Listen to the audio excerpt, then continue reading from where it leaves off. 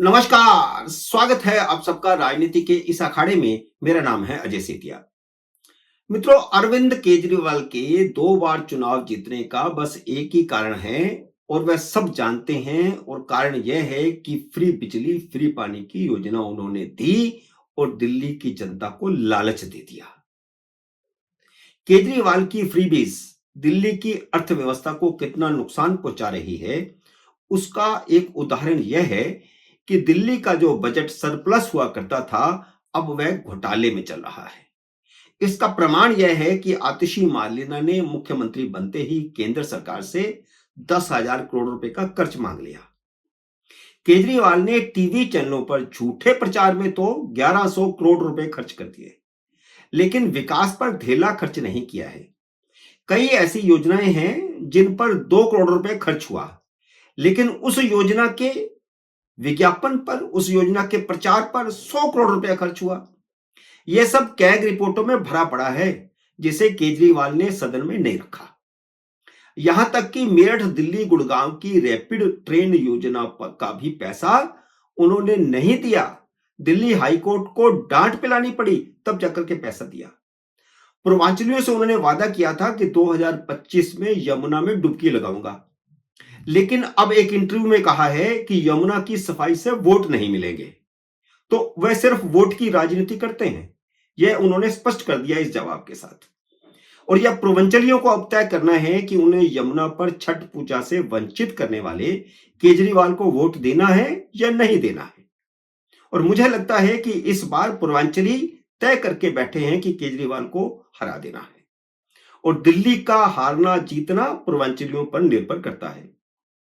दलितों के को भी उन्होंने एक वादा किया था। उन्हें वायदा किया था कि वह उन्हें मैला ढोने और सीवर की सफाई से मुक्ति दिलाएंगे। जस का तस है। दलितों ने उन्हें 12 आरक्षित सीटें जिता दी थी, 12 की 12। दलितों को उन्होंने यह भी वादा किया था कि दलित को उप मुख्यमंत्री बनाएंगे, लेकिन उन्होंने राजपूत सिसोदिया को उप मुख्यमंत्री बनाया। केजरीवाल ने एक नया स्कूल नहीं बनाया, एक नया कॉलेज नहीं बनाया, एक नया अस्पताल नहीं बनाया। पंजाब के चुनाव में पंजाब की महिलाओं को 1,000 रुपए महीने का वादा किया था। 2024 के दिल्ली के बजट में दिल्ली की महिलाओं को भी 1,000 रुपए महीने का वादा किया। न पंजाब में महिलाओं को 1,000 रुपए महीना दिए, न दिल्ली में दिए। अब 2100 का वादा करके जो फार्म भरवाए थे, वह भी पूरा नाटक निकला। वे सारे भरे हुए फार्म तिमारपुर के एक कबाड़ी के गोदाम में पड़े पाए गए हैं, जिन्हें भाजपा खरीद कर ले आई है और भाजपा ने प्रेस कॉन्फ्रेंस में दिखा भी दिए हैं।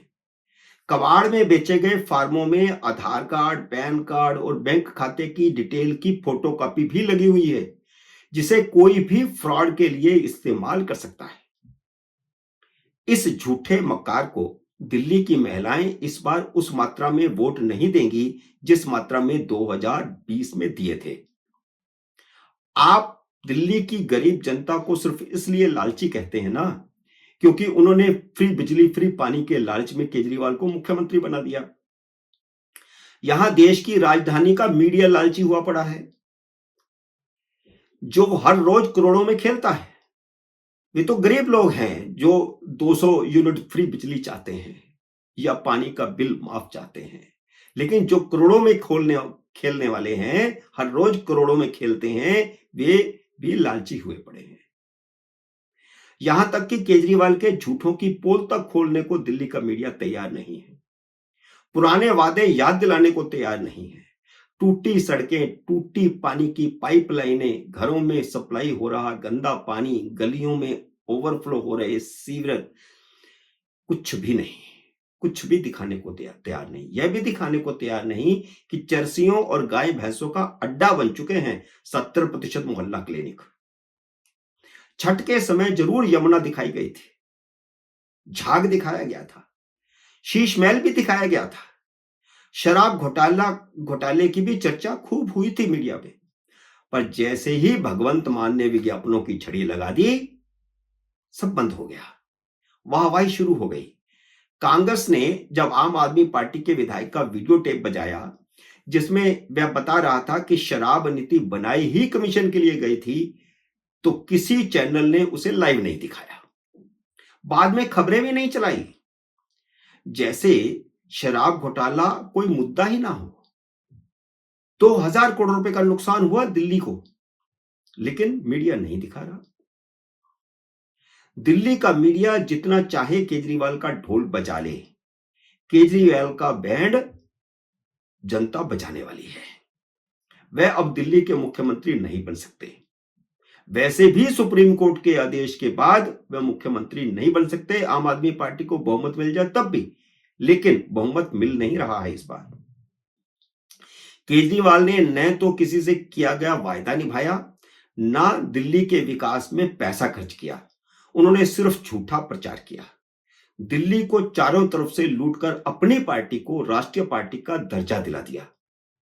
चुनाव आयोग की किसी राजनीतिक दल को राष्ट्रीय दल की मान्यता देने के मापदंड पर भी अब सवाल खड़ा होता है। सिर्फ एक राज्य से लोकसभा की 3 सीटें जीतने वाले दल को राष्ट्रीय पार्टी का दर्जा कैसे दिया जा सकता है?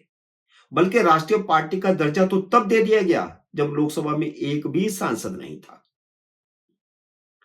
या 4 राज्यों में क्षेत्रीय पार्टी का दर्जा मिलने से किसी पार्टी को राष्ट्रीय पार्टी का दर्जा देना लोकतंत्र के साथ क्या मजाक नहीं है?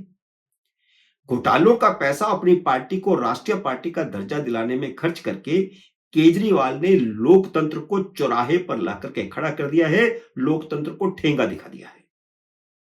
राष्ट्रीय पार्टी के दर्जे के लिए किसी भी पार्टी के लिए 4 राज्यों से लोकसभा सदस्य होना भी लाजमी किया जाना चाहिए। दिल्ली सरकार का ऐसा कोई विभाग नहीं है जिसे केजरीवाल ने लूटा नहीं है। केजरीवाल ने बता दिया है कि पैसे से सब कुछ खरीदा जा सकता है, वोट भी, और वोटरों को गुमराह करने वाला मीडिया भी, और राष्ट्रीय दल का दर्जा भी। केजरीवाल ने राजनीति को बाजार बना दिया है।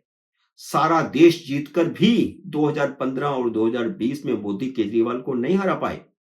इसलिए कांग्रेस और भाजपा दोनों को इस बार फ्री बीज की झंडी लगानी पड़ी है। भाजपा के तीसरे संकल्प पत्र में फ्री बीज की लिस्ट केजरीवाल से ज्यादा, कांग्रेस की लिस्ट में भी फ्री बीज की लिस्ट केजरीवाल से काफी ज्यादा हो गई है। इसलिए केजरीवाल घबराए हुए हैं। जो केजरीवाल कहते थे कि दिल्ली के मुख्यमंत्री को कार, बंगले और सुरक्षा की जरूरत नहीं है, वह पंजाब सरकार की सुरक्षा वापस लिए जाने से चुनाव आयोग को शिकायत कर रहे हैं, चुनाव आयोग पर ठीकरा फोड़ रहे हैं। लेकिन भगवंत मान को बताना चाहिए कि वे किस आधार पर अरविंद केजरीवाल को सुरक्षा मुहैया करवा रहे थे। अगर केजरीवाल की जान को खतरे का पंजाब के पास कोई फीडबैक है, तो उनका काम सिर्फ इतना है कि वह केंद्र सरकार को वह फीडबैक भेजे।